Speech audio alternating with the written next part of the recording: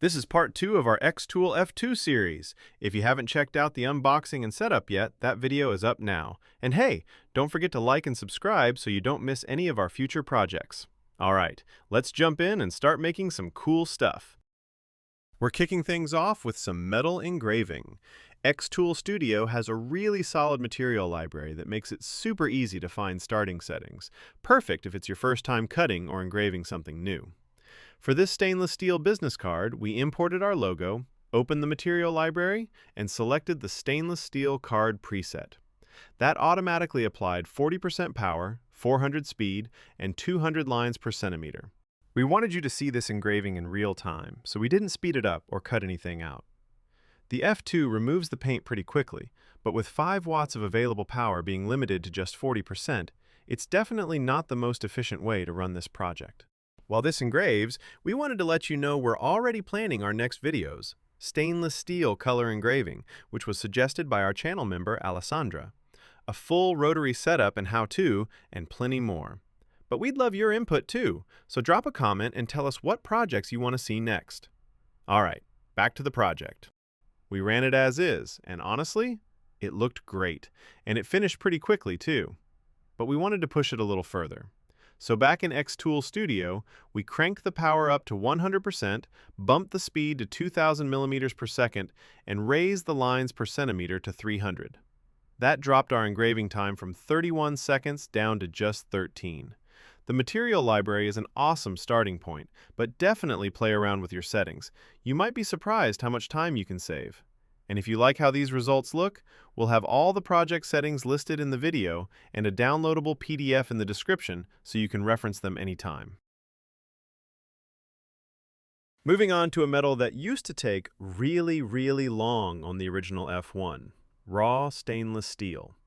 This material has always been one of those test your patience engravings, so we were curious to see how the F2 would handle it. For today's test, we grabbed a stainless steel pet tag. We started with a much faster speed just to get a baseline. Even at that higher speed, the F2 surprised us. In just 1 minute and 24 seconds, it produced a clean, even marking across the whole tag. No patchiness, no weird streaks, just a solid first pass. But of course, we wanted to see how dark we could push it, so we slowed things down significantly, dropping the speed all the way to 50 millimeters per second. With that slower pass, the F2 created a much deeper, darker gray engraving that really stands out on raw stainless. It has that nice contrast you want for something like a pet tag, where readability matters.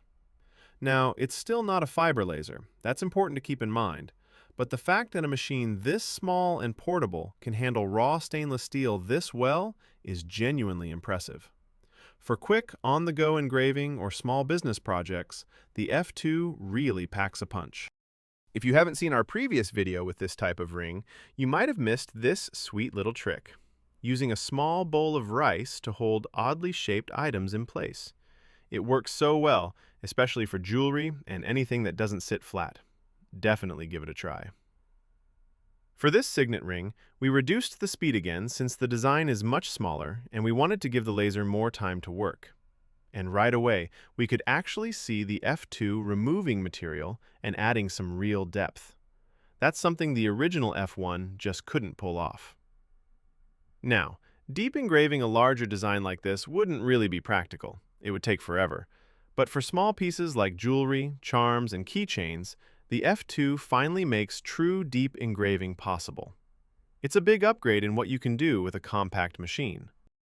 Moving on to some plastics, quick disclaimer first. You always want to mark plastics using the IR laser. The blue light laser will melt the material, create a mess, and release a lot of fumes you definitely don't want to breathe. Even with the IR laser, make sure you know exactly what type of plastic you're working with, and always use strong ventilation, either outdoors or through a proper smoke filter. Some plastics, especially anything containing PVC, can be extremely toxic when heated. Alright, with that out of the way, PLA engraves beautifully with the IR laser, and it does it super fast. You get a clean, consistent mark without any melting or deformation.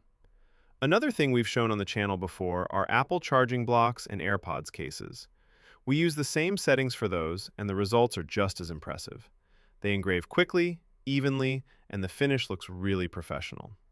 This is one of those areas where the IR laser on the F2 really shines. As we work through these next couple of projects, we wanted to do something a little different and answer some of the most frequently asked questions we get across all our social media, especially since we've had so many new followers recently. First up, how long does it take to make one of your videos? For shorts, it usually takes us about 1 to 2 hours to shoot, edit, and post. We've definitely gotten faster over time, but coming up with project ideas can slow things down. For full-length videos, it can take anywhere from 1 to 3 days from start to finish. What's your favorite machine you've ever used? Definitely the xTool F1 and the Com Marker Omni X.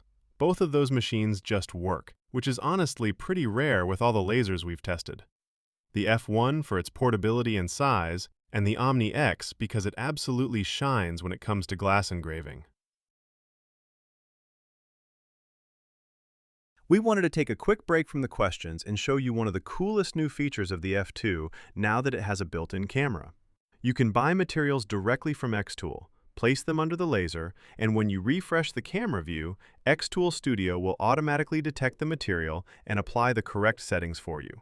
How neat is that? All right, let's jump back into the last couple of questions. Why do you use so many different lasers and machines? Great question, and honestly, not a problem we expected to have. We started with the original F1 and slowly expanded to around 10 or 12 different lasers. We kind of lost count at this point. The main reason was variety. We love sharing settings with you all, and covering more machines helped us do that. But now it's put us in a position where we can be more selective thanks to your support. Most of the lasers we feature come from partnerships, where we receive the machine in exchange for content.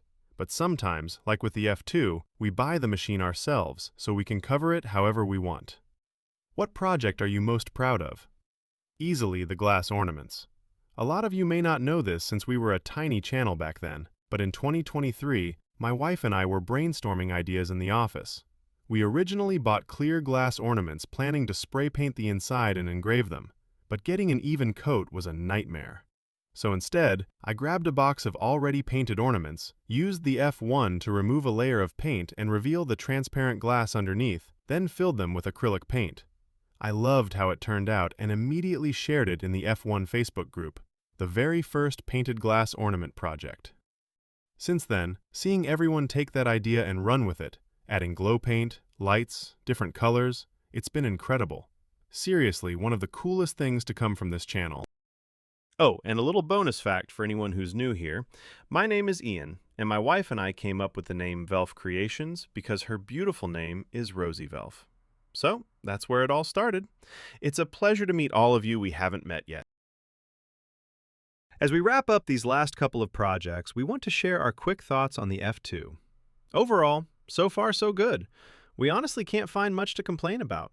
The boost in power and the extra features like the built-in camera and lighting make it even more appealing to use day to day. So what's our recommendation? If you don't already own an F1 or F2, or you're looking to add another portable laser to your setup, we strongly recommend the F2. It isn't that much more, and the added features really make it a no-brainer. If you already have an F1 and it's not slowing you down, the upgrade is a bit less convincing. At the end of the day, there's not much the F1 can't do that the F2 can. It just takes a little more time. And if you made it this far, start your comment with the word bear, and we'll make sure to reply to your comments first. Thanks for watching and stay creative.